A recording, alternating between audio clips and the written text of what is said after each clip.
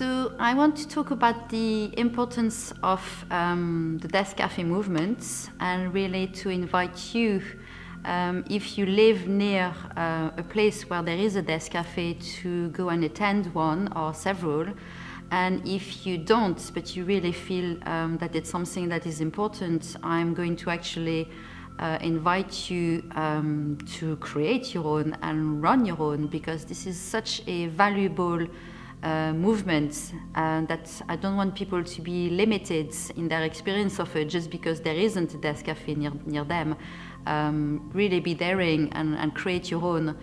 So I've been running a desk cafe for over 2 years, monthly, and it's so interesting. As the topic is death, you would imagine after a while it would become quite repetitive and similar, and it's absolutely different, utterly, completely different every single time.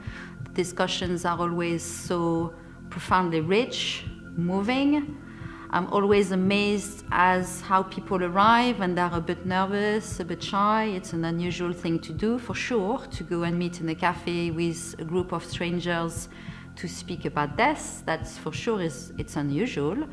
But within minutes, people have started to really open up.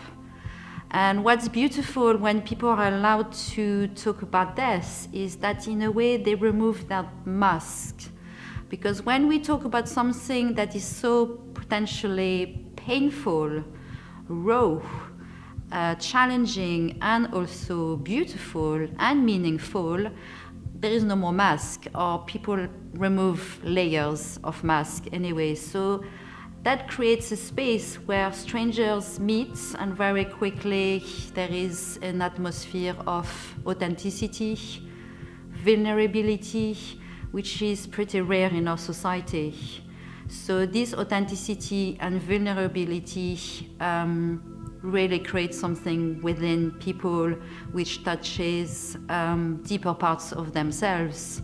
So although in the desk cafe you might hear things that challenge you, potentially even maybe disturb you, or really inspire you, move you, there is always that feeling of, well, first of all, life is very precious.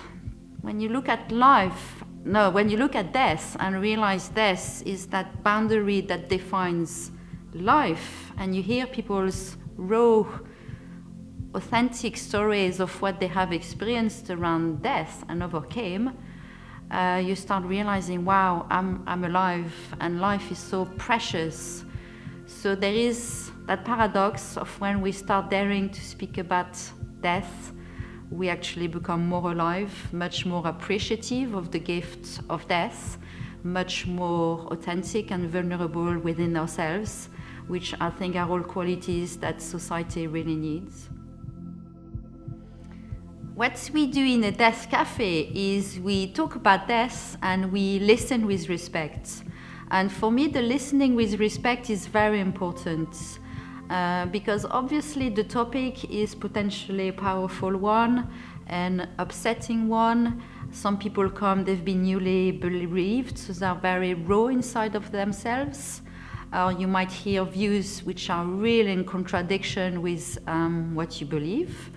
So hence I always make an emphasis on that respect, because we are not there to end up in a ping-pong match of like, well, I believe this and I believe that. That's absolutely not the point. The point is to be humble enough to see the authenticity in someone else's experience of death, or their curiosity, because not everybody who comes to a death cafe has been bereaved. So some people come there, they just have a very open mind and an authentic search around death.